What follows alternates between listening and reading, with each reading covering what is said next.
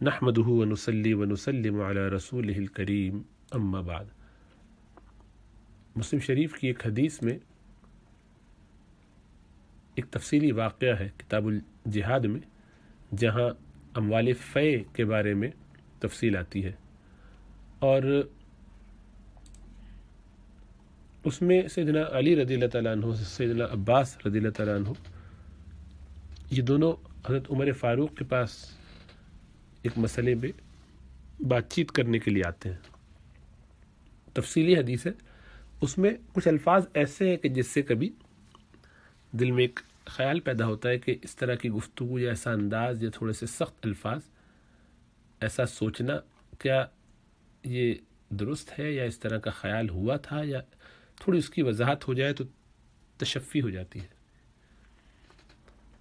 تو اس میں کچھ اس کا پس منظر جان لیجئے کہ نبی اکرم صلی اللہ علیہ وسلم کے پاس 3 جائیدادیں تھیں۔ بنو نذیر کا علاقہ، خیبر میں فدق گاؤں کی زمین، اور خیبر کے مال غنیمت کے خمس میں نکلی ہوئی جائیداد، اس کا 5واں حصہ جو تھا۔ اور جس طرح حضرت فاطمہ رضی اللہ تعالیٰ عنہا نے یہ سمجھا تھا کہ یہ حضور صلی اللہ علیہ وسلم کی ملکیت ہے، اور اس بنیاد پر انہوں نے میراث کا مطالبہ کیا تھا، اس کی تفصیل ہم پہلے آپس میں گفتگو میں وضاحت کے ساتھ سمجھ چکے۔ بہرحال اسی طرح حضرت علی رضی اللہ تعالیٰ عنہ، حضرت عباس رضی اللہ تعالیٰ عنہما، ان دونوں کو بھی یہ غلط فہمی ہوئی کہ یہ جائیداد رسول اللہ صلی اللہ علیہ وسلم کی میراث میں ہے۔ حضرت عمر فاروق سے انہوں نے میراث کا مطالبہ کیا۔ حضرت عمر فاروق نے ان کو سمجھایا کہ جائیدادیں حضور اقدس صلی اللہ علیہ وسلم کے تصرف میں تھیں، ملک میں نہیں تھیں، آپ کی ملکیت نہیں تھی، بس آپ کی یہ جائیدادیں امیر المومنین کے تصرف میں رہیں گی، جیسا کہ ابو بکر صدیق کے زمانے میں رہیں، اور ان کی آمدنی انہی مصارف میں خرچ ہوگی جن میں حضور اقدس صلی اللہ علیہ وسلم خرچ کیا کرتے تھے۔ نیز ان کو یہ حدیث بھی سنائی کہ انبیاء کے جملہ متروکات یہ صدقہ ہوتے ہیں، ان میں میراث بالکل نہیں چلتی۔ حضرت علی اور حضرت عباس رضی اللہ تعالیٰ عنہما نے متفق ہو کر کہا کہ بنو نذیر کی جائیداد کا متولی ہمیں بنا دیجئے، یعنی جو رسول اللہ صلی اللہ علیہ وسلم اپنے رشتہ داروں میں خرچ کیا کرتے تھے، اس کی خرچ کرنے کی ذمہ داری ہمیں، انچارج ہمیں بنا دیجئے، ملکیت ہماری نہ رہے، لیکن چونکہ اہل بیت میں وہ تقسیم ہوتی ہے تو ہم اس کی ذمہ داری لے لیں، ہم ہی خرچ کر دیں گے۔ حضرت عمر فاروق نے کہا ٹھیک ہے۔ اس طرح اس جائیداد کے متولی یہ دونوں حضرات بن گئے۔ پھر رشتہ داروں میں یہ خرچ کرنا، آمدنی کس طریقے سے چلے گی، اس میں پھر ان دونوں کا اختلاف ہوا، اور دونوں نے چاہا کہ جائیداد تقسیم کر کے الگ الگ 2 حصے ہو جائے، ایک حصے کے سیدنا علی رضی اللہ تعالیٰ عنہ متولی ہو جائے، انچارج ذمہ دار ہو جائے، اور ایک کے سیدنا عباس رضی اللہ تعالیٰ عنہ ہو جائے۔ اب یہ دونوں اس بات کو منوانے آئے سیدنا عمر رضی اللہ تعالیٰ عنہ کے پاس، اور اس میں انہوں نے 4 سفارشی لوگوں کو تیار کیا، 4 ایسے صحابہ کو تیار کیا، نیک لوگوں کو تیار کیا کہ جن کا کچھ تھوڑا سا اس میں اثر و رسوخ شامل ہو جائے تو مل بانٹ کے یہ کام ہو جائے، کیونکہ بہرحال یہ ایک مسئلہ تھا جس کو طے کرنا چاہتے تھے تاکہ آپس کے اختلافات نہ بڑھے۔ جو حضرت علی رضی اللہ تعالیٰ عنہ وہ بھتیجے تھے، اور حضرت عباس رضی اللہ تعالیٰ عنہ جو چچا تھے، ان کے درمیان ہوا۔ تو حدیث کا خلاصہ کچھ یوں ہے کہ مالک بن اوس کہتے ہیں کہ دن چڑھے میرے پاس حضرت عمر فاروق رضی اللہ تعالیٰ عنہ کا آدمی آیا، اور اس نے کہا کہ آپ کو حضرت عمر یاد کرتے ہیں۔ میں گیا، حضرت عمر نے کہا تمہارے قبیلے کے کچھ لوگ آئے ہیں، میں نے ان کے لیے ایک مال الگ کیا ہے، تم بیت المال سے اس کو وصول کر کے اور اپنی قوم میں تقسیم کر دو۔ مالک نے کہا کہ حضرت یہ کام آپ کسی اور سے لے لیں۔ حضرت عمر نے فرمایا بھلے مانس یہ کام خود ہی کر دو۔ مالک نے عذر کیا، اب یہ سوال پیدا ہوتا ہے کہ کیوں انہوں نے یہ سوچا کہ میں عذر کر دوں جب مجھے سیدنا عمر رضی اللہ تعالیٰ عنہ ایک بات کہہ رہے ہیں۔ تو جواب اس کا یہ کہ اپنے قبیلے میں مال تقسیم کرنا نہایت مشکل کام ہے، اجنبیوں میں تقسیم کرنا آسان ہوتا ہے۔ قبیلے کے لوگ پیچھے پڑ جاتے ہیں، کبھی کوئی اصرار کرتا ہے، کبھی کوئی اپنی حاجت بتاتا ہے، اور اکثر لوگوں کے حالات آپ جانتے بھی ہیں، تو کوئی اپنی قربت کا واسطہ دیتا ہے، کوئی اپنی پرانی باتیں یاد دلاتا ہے، کوئی یوں کوئی یوں، یعنی وہ ذرا زیادہ الہا زاری کے ساتھ زیادہ بات منوانے کی کوشش کرتے ہیں اور اس میں ذرا وہ اپنی گویا ایڈوانٹیج بھی لیتے ہیں، تو ان میں تقسیم کرنا واقعتاً مشکل کام ہے۔ پھر سوال یہ کہ حضرت عمر فاروق نے اصرار کیوں کیا کہ بھئی آپ اپنے رشتہ داروں میں دیجئے؟ جواب اس کا یہ تھا کہ اس کے قبیلے کے جو آدمی ہوتے ہیں وہ ان کی حاجتوں کو زیادہ اچھی طرح جانتے ہیں، اس میں یہ ایڈوانٹیج بھی بہرحال ہوتا ہے کہ کون کتنا حاجت مند ہے، تو قبیلے کا آدمی اچھی طرح جان سکتا ہے۔ ابھی یہ بات چلی رہی تھی مالک بن اوس کے ساتھ کہ 4 بڑے حضرات اجازت لے کر آ گئے اور آپ کی مجلس میں تشریف فرما ہو گئے، اور ان چاروں نے ابھی بیٹھ کے گفتگو شروع نہیں کی تھی کہ اجازت لے کر تھوڑی دیر کے بعد حضرت عباس اور حضرت علی بھی مجلس میں آ گئے رضوان اللہ تعالی علیہم اجمعین، اور انہوں نے مطالبہ کیا کہ بنو نذیر کی جائیداد کی تولیت تقسیم فرما دیں۔ یعنی پہلی مرتبہ جو تقسیم تھی وہ یہ تھی کہ وہ پوری بنو نذیر کی جائیداد کو ہم دونوں مل کے مینج کر لیں، خاندان میں تقسیم کر دیا کریں گے۔ اس دفعہ اس میں یہ تھا کہ اس کے 2 حصے کر دیے جائیں، یعنی آدھا آدھا کر دیں، ہم دونوں ڈیل کر لیا کریں گے۔ تو چاروں احباب جو پہلے آئے تھے وہ اسی لیے آئے تھے کہ وہ اس بارے میں حضرت عمر فاروق کو مزید تھوڑا سا سفارش کر دیں، ایک بات ان سے کر دیں، ان کا بھی اگر اسی قسم کا خیال ظاہر ہو جائے گا تو مسئلہ آسانی سے نمٹ جائے گا، کیونکہ اب یہ جھگڑا کافی چل رہا ہے 2 میں۔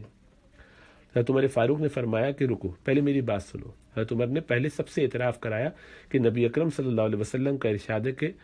لا نورث، ہم وراثت میں کچھ نہیں چھوڑتے، ما ترکنا صدقہ، جو ہم چھوڑتے ہیں پیچھے وہ سب صدقہ ہوتا ہے۔ سب نے کہا ہاں بات بالکل ایسی ہی ہے۔ پھر حضرت عمر فاروق نے فرمایا کہ تم دونوں نے متفق ہو کر بنو نذیر کی جائیداد کی تولیت مانگی تھی تو میں نے تمہیں دے دی تھی، اب تم دوبارہ آئے ہو کہ وہ جائیداد بانٹ دوں، تو میں ایسا ہرگز نہیں کرنا چاہتا۔ حضرت عمر فاروق اس جائیداد پر تقسیم کا نام نہیں آنے دینا چاہتے تھے تاکہ آئندہ تملیک کی صورت نہ پیدا ہو۔ وجہ اس کی یہ تھی کہ حضرت عمر فاروق اس بات کو جانتے تھے کہ اگر اس طرح تقسیم کر دی گئی تو یہ ہو جائے گا کہ یہ حصہ سیدنا علی رضی اللہ تعالیٰ عنہ کا ہے جس کے وہ متولی ہیں، لیکن بعد والوں کو یہ اشکال پیدا ہوگا کہ نہیں شاید یہ اس کے مالک بھی تھے، جبھی تو تقسیم ہو گیا، اور بعد دوسرا حصہ جو ہے وہ حضرت عباس اب رضی اللہ تعالیٰ عنہ کا گویا ہوگا۔ تو اب یہ جو واقعہ ہے اس سے کچھ گفتگو تفصیلی جو ہوئی ہے تو کچھ الفاظ ایسے آ گئے ہیں خاص طور سے مسلم شریف میں کہ اس سے ایک خیال پیدا ہوتا ہے کہ سیدنا علی رضی اللہ تعالیٰ عنہ کیا سیدنا ابوبکر صدیق کو اور سیدنا عمر کو ایسا سمجھتے تھے کہ انہوں نے رسول اللہ صلی اللہ علیہ وسلم کی وراثت جو ان کے اہل بیت میں تقسیم ہونی تھی وہ اپنے قبضے میں کر لی اور ناجائز اس کا فائدہ اٹھایا، یا یہ کہ مطلب اس کو بیت المال کا حصہ بنا لیا، کہ الفاظ کچھ اس طریقے کے ہیں، تو اس سے ایک یہ خیال پیدا ہوتا ہے، تو ان کو بھی دیکھتے ہیں۔ لیکن ایک تو یہ جاننا چاہیے کہ یہی حدیث جو بخاری شریف میں آئی ہے اس میں وہ الفاظ نہیں ہیں، اس میں بس اتنے ہی الفاظ ہیں کہ جس میں کوئی تان نہیں ہوتا۔ تو مسلم شریف کے جو الفاظ ہیں وہ اس طریقے سے ہیں، پوری میں اس کی تفصیلی حدیث پڑھ کے سنا دیتا ہوں تاکہ اردو کے ساتھ تاکہ سمجھ میں آ جائے، بلکہ عربی چھوڑ دیتے ہیں کیونکہ لمبی ہو جائے گی بات۔ تو یہاں تک تو بات ہوئی۔ اب یہ 4 احباب جو آئے تھے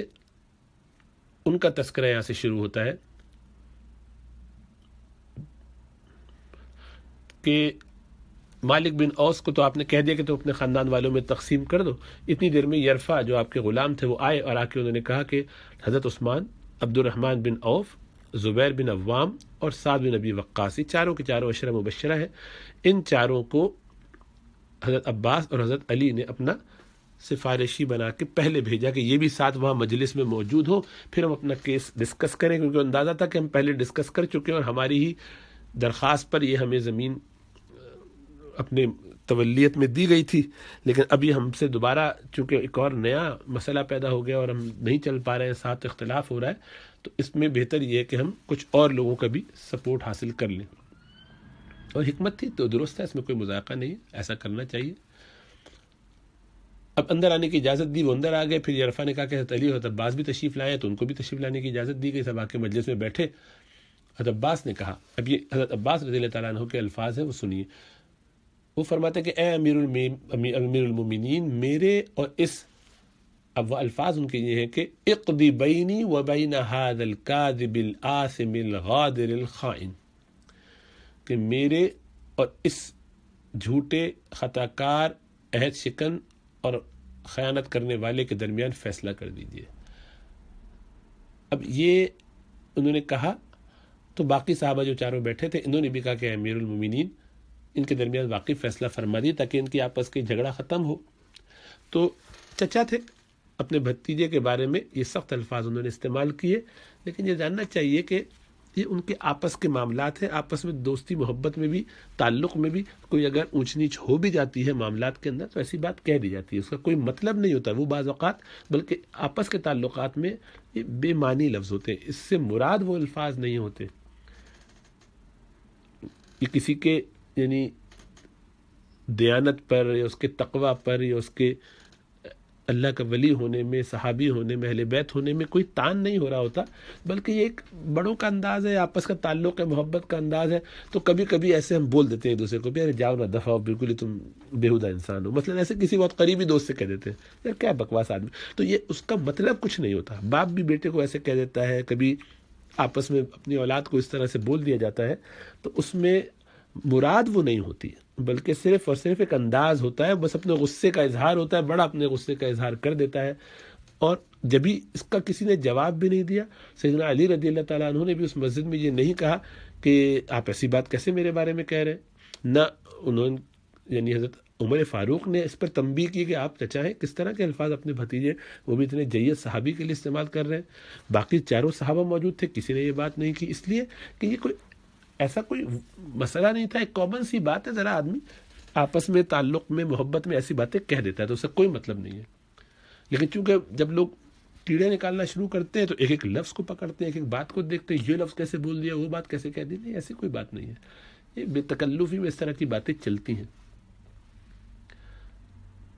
تو اب یہ جب بات ہوئی تو حضرت مالک بن اوس نے کہا کہ میرا خیال تھا کہ ان دونوں نے ان صحابہ کو اسی لیے پہلے بھیجا ہے. یہ مالک بن اوس کی رائے تھی. حضرت عمر نے کہا ٹھہرو، میں تمہیں اللہ کی قسم دیتا ہوں کہ جس کے اذن سے آسمان اور زمین قائم ہے، کیا تمہیں علم ہے کہ رسول اللہ صلی اللہ علیہ وسلم نے فرمایا تھا کہ ہمارا وارث نہیں بنایا جائے گا، ہم نے جو کچھ بھی چھوڑا ہے وہ صدقہ ہے. انہوں نے کہا ہاں. پھر حضرت عمر فاروق، حضرت عباس اور حضرت علی کی طرف متوجہ ہوئے اور فرمایا کہ میں تم دونوں کو ذات کی قسم دیتا ہوں کہ جس کے اذن سے آسمان اور زمین قائم ہے، کیا تم دونوں یہ جانتے ہو کہ رسول اللہ صلی اللہ علیہ وسلم نے یہ فرمایا تھا کہ ہمارا وارث نہیں بنایا جائے گا اور ہم نے جو کچھ چھوڑا ہے وہ صدقہ ہے؟ ان دونوں نے کہا جی ہاں بالکل. حضرت عمر فاروق نے فرمایا کہ بے شک اللہ سبحانہ وتعالی نے اپنے رسول صلی اللہ علیہ وسلم کو ایک چیز کے ساتھ خاص کیا تھا جس کے ساتھ کسی اور کو خاص نہیں کیا. یہ بستیوں کے وہ اموال ہیں، اموال فیل، جو اللہ تعالیٰ نے رسول اللہ صلی اللہ علیہ وسلم پر لوٹا دیے تھے. یہ اموال اللہ اور اس کے رسول کے لیے ہیں، یعنی یہ اموال فیل. راوی کہتے ہیں کہ مجھے علم نہیں کہ انہوں نے اس سے پہلے والی آیت پڑھی تھی یا نہیں، بہرحال سے بعض روایتوں سے پتا چلا کہ وہ آیت بھی پڑھی. پھر عمر فاروق نے فرمایا کہ رسول اللہ صلی اللہ علیہ وسلم نے تمہارے درمیان بنو نذیر کے اموال تقسیم کر دیے تھے. بخدا رسول اللہ صلی اللہ علیہ وسلم نے ان اموال کو اپنے ساتھ خاص نہیں کیا اور نہ تمہیں چھوڑ کر ان اموال کو خود رکھا، حتیٰ کہ یہ مال باقی رہ گیا. رسول اللہ صلی اللہ علیہ وسلم اس مال سے 1 سال کا خرچ لے لیتے تھے، باقی جو بچتا تھا وہ بیت المال میں رکھ لیتے تھے. حضرت عمر نے پھر فرمایا کہ میں تم کو اللہ کی قسم دیتا ہوں جس کے اذن سے آسمان اور زمین قائم ہے، کیا تم کو اس بات کا علم ہے؟ انہوں نے کہا جی ہاں ہمیں علم ہے. پھر حضرت عمر فاروق نے حضرت عباس اور حضرت علی رضی اللہ تعالیٰ عنہ کو بھی وہی قسم دی جو باقی صحابہ کو دی تھی اور کہا کہ کیا تم کو اس کا علم ہے؟ انہوں نے کہا جی ہم کو اس کا علم ہے. حضرت عمر نے فرمایا کہ جب رسول اللہ صلی اللہ علیہ وسلم کا وصال ہو گیا اور حضرت ابو بکر صدیق نے کہا کہ میں رسول اللہ صلی اللہ علیہ وسلم کا خلیفہ ہوں، پھر تم دونوں آئے، تم اپنے بھتیجے کی میراث سے طلب کرتے تھے، یعنی چچا کی طرف اشارہ کیا حضرت عباس کی طرف کہ سیدنا عباس آپ اپنے بھتیجے یعنی رسول اللہ صلی اللہ علیہ وسلم کی میراث سے طلب کرتے تھے کہ آپ کا حصہ اس میں دیا جائے، اور یہ سیدنا علی رضی اللہ تعالیٰ عنہ کی طرف اشارہ کیا کہ یہ اپنی زوجہ کے لیے ان کے والد کی میراث طلب کرتے تھے کہ آپ دونوں یہ سوال لے کر آئے تھے. تو ابو بکر صدیق نے کہا کہ رسول اللہ صلی اللہ علیہ وسلم نے فرمایا کہ ہم کسی کو وارث نہیں بناتے، ہم نے جو کچھ بھی چھوڑا ہے وہ صدقہ ہے. تو آپ دونوں نے حضرت ابو بکر صدیق کو، اب یہ ان کے الفاظ ہیں، جس پہ اعتراض کیا، تو آپ دونوں نے حضرت ابوبکر صدیق کو وہی لفظ جو انہوں نے ابھی کہا تھا کاذبن آثمن غادرن خائنن، کہ آپ دونوں نے حضرت ابوبکر صدیق کو جھوٹا، گناہگار، عہد شکن اور خائن گمان کیا تھا. یعنی وہ الفاظ جو سیدنا ابو عباس رضی اللہ تعالیٰ عنہ نے داخل ہونے کے بعد حضرت علی کے بارے میں کہے، وہی الفاظ فرمائے کہ آپ نے ابوبکر صدیق کو ایسا سمجھا تھا کہ انہوں نے آپ کے ساتھ ایسا معاملہ کر دیا. یہی آپس کی بے تکلفی میں مراد ہے کہ آپ ہیپی نہیں تھے اس بات سے، آپ ان کے ساتھ وہ معاملہ کر رہے تھے، ان سے راضی اور خوش نہیں تھے ان کی اس رائے پر، کیونکہ آپ کا خیال یہ تھا کہ وہ آپ کے ساتھ یہ وہ معاملہ کر رہے ہیں جو خائنین کرتے ہیں، یا آپ ان کے ساتھ وہ معاملہ کر رہے تھے جیسا خائنین کے ساتھ کیا جاتا ہے، دھوکے بازوں کے ساتھ کیا جاتا ہے، جھوٹوں کے ساتھ کیا جاتا ہے، حالانکہ وہ بالکل حق بجانب تھے. پھر وہ خود کہتے ہیں سیدنا عمر رضی اللہ تعالیٰ عنہ کہ آپ نے ان کو جھوٹا، گناہگار، عہد شکن اور خائن گمان کیا، اور اللہ تعالیٰ خوب جانتا تھا کہ حضرت ابوبکر صدیق سچے، نیک، ہدایت یافتہ اور حق کی پیروی کرنے والے تھے. پھر ابوبکر صدیق کا انتقال ہو گیا اور میں رسول اللہ صلی اللہ علیہ وسلم اور حضرت ابوبکر صدیق کا خلیفہ بنایا گیا. بس آپ دونوں نے مجھے بھی جھوٹا، گناہگار، عہد شکن اور خائن گمان کیا، یعنی میرے ساتھ وہ سلوک کیا جو جھوٹے اور خائن کے ساتھ کیا جاتا. وہی الفاظ استعمال کیے دوبارہ. تو دیکھیے ایسا ایگزیکٹ انہوں نے نہ کبھی کہا، نہ ایسا نہیں ہے کہ وہ ایسا سمجھتے تھے. ظاہر بات ہے کہ وہ ایسا کیوں سمجھتے، ایسا سمجھتے تو بعد میں ان کے ساتھ خدمت میں کیوں لگ جاتے، ان کی وزیر کیوں بن جاتے، ان کے ساتھ چلتے کیوں رہتے یہ سب، اور ان کے پاس ہی کیوں آتے اور ان سارے معاملات کو ڈیل کرواتے. تو ایسا نہیں ہے، بلکہ یہ انداز ہے کہنے کا. جب بھی آپس میں بے تکلفی تو عربوں کا اپنا انداز ہے، ہر قوم کے اپنے انداز ہوتے ہیں. ہمارے تو بلکہ پیار میں بھی اس طرح کے بعض اوقات الفاظ استعمال کر لیے جاتے ہیں. تو بہرحال تو فرماتے ہیں کہ اللہ خوب جانتے ہیں کہ میں سچا، نیک، ہدایت یافتہ اور حق کی پیروی کرنے والا ہوں. پھر میں ان اموال کا ولی بنایا گیا. پھر تم اور یہ میرے پاس آئے، آپ دونوں میرے پاس جب آئے، درحال لے کے آپ دونوں کی رائے متفق تھی،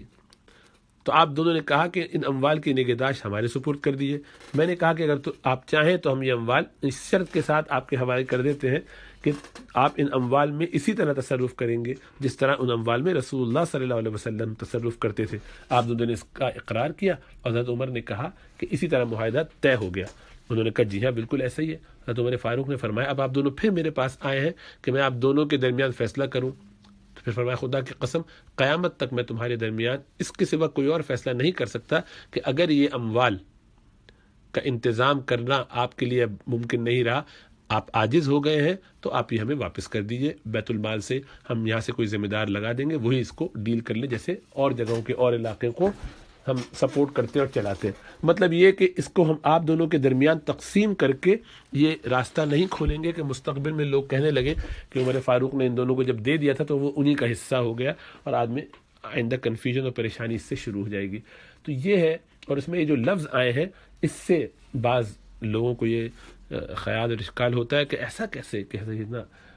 علی رضی اللہ تعالیٰ عنہ کے حضرت ابوبکر صدیق کو اور عمر فاروق کو ایسا سمجھتے تھے، سیدنا عباس رضی اللہ تعالیٰ عنہ کیا ان دونوں کو ایسا سمجھتے تھے؟ ظاہری بات ہے کہ ایسی کوئی بات نہیں ہے، ایسا نہیں سمجھتے تھے، بلکہ وہ ایک واقعہ تھا جس میں ان کو ایسا فیل ہوا کہ شاید ہم اس کے یعنی متولی بن جائے تو زیادہ آسانی ہو جائے گی، اور وہ ہو بھی گیا، لیکن دوسرے اسٹیج میں وہ بات نہیں چل پائی. اسی طریقے سے آپ یہ دیکھیں نا کہ ہم یہ کہیں گے نعوذ باللہ سیدنا علی رضی اللہ تعالیٰ عنہ کو حضرت عباس ان کے سگے چچا ان کو جھوٹا، خائن اور اس طرح کا سمجھتے تھے. ظاہری بات ہے نہیں، یہ الفاظ ان کے لیے بھی ایسا وہ سمجھتے نہیں تھے، ایسا کبھی کہہ دیا جاتا ہے. یہ آپس کی آدمی دوستی یاری میں بھی، محبت میں، رشتہ داریوں میں، تعلقات میں ایک دوسرے کو کبھی کبھی گالی بھی دے دیتا ہے، یعنی ایک عام سی سادی سی گالی، کوئی جملہ ایسا بول دیتا ہے ایسے ابھی ہٹ یار تو بالکل ہی گدھا ہے، کیسی باتیں کر رہا ہے، بیوقوف ہے کیا، احمق ہٹ. تو اس سب کا مطلب یہ بعض اپنی اولاد کو بدبخت اور کیا کیا کچھ کہتے ہیں، شریر، شیطان، اس طرح کے الفاظ بولنے نہیں چاہیے، لیکن بعض زبان سے نکل جاتے ہیں محاورے کے انداز میں. پرانے زمانے کی بوڑھی بوڑھیاں جو ہے اپنے ہی بچوں کو، ہم نے دادی سے سنا، نانیوں سے سنا، بڑوں سے سنا، مٹی ملے. مٹی ملے کا مطلب یہ کہ مٹی میں مل جاؤ، ناس پیٹے، اس طرح کے الفاظ انڈیا کی عورتوں میں آپ کو خوب ملے گا بولتی ہیں. اور جھاڑو پیٹے یہ بولتی ہیں. اس کا مطلب یہ تھوڑی کہ وہ اپنی اولاد کو بد دعا دے رہی ہیں، بلکہ ایک ذرا انداز ہے کہنے کا. مٹی میں مل جانے کا مطلب کہ مر جاؤ، اب مرنے کی کوئی بد دعا دے گا نہیں، ظاہری بات ہے. تو یہ ایک ہر کلچر میں ہے، ہر تہذیب میں کچھ نہ کچھ الفاظ ایسے ہوتے ہیں جن کو وہ استعمال کرتے ہیں، ان کا قطعی یہ مطلب نہیں ہے. ورنہ اگر یہ مطلب ان کے حق میں ایسے سمجھے جائیں تو پھر یہ بھی سمجھا جانا چاہیے کہ اس کا مطلب ہے کہ سیدنا علی کو بھی حضرت عباس رضی اللہ تعالیٰ عنہ ایسا ہی سمجھتے تھے، نعوذ باللہ. ظاہری بات ہے ایسی کوئی بات نہیں ہے، وقتی ایک موقع ہوتا ہے جس میں ذرا اپنے بات اپنا کیس بیان کرتے ہوئے جب شکایت لے کر جاتے تو غصہ کرتے، میاں بیوی آپس میں ساتھ ہوتے ہیں، ایک دوسرے کو غصے میں کیا کچھ نہیں بول دیتے، بعض اوقات بدتمیزی بےہودگی بھی کر دیتے، کوئی ایسی زبان بھی استعمال کر لیتے کہ جو ان کی مراد نہیں ہوتی. تو کیا اس کا مطلب ہے کہ ایسا سمجھا جائے اور کو بالکل فیس ویلیو پہ لٹرلی لے لیا جائے؟ بالکل ایسی کوئی بات نہیں. جیسا عرض کیا بخاری شریف میں تو یہ الفاظ نہیں، اور ظاہری بات ہے کہ یہ الفاظ مسلم میں ہے اور وہ بالکل صحیح حدیث ہے، اس میں کوئی ایشو ہی نہیں ہے. تاہم یہ سمجھنا چاہیے کہ یہ سب انداز ہیں باتیں کرنے کے، اس میں سے کوئی چیز اپنی حقیقت پر محمول نہیں ہوتی، یہ ایک طریقہ ہے گفتگو کا. ورنہ ظاہری بات ہے ایگزیکٹلی سیم الفاظ دونوں تینوں کے بارے میں کیسے آ جائیں گے اگر محاورہ نہ ہو تو؟ محاورے میں ایسا ہوتا ہے نا کہ ہر ایک دفعہ آپ ایک ہی دفعہ وہی بولے، ہر ایک کو آپ اس کو بھی ناس پیٹے بول دیا، اس کو بھی بول دیا، اس کو بھی مٹی ملے بول دیا، اس کو بھی بول دیا. ورنہ یہ تو نہیں ہو سکتا کہ اسی آرڈر میں 4 لفظ یہ ان کو بھی بولے جائیں، ان کو بھی بولے جائیں، اور وہ ان کے بارے میں بھی یہی بات کہیں.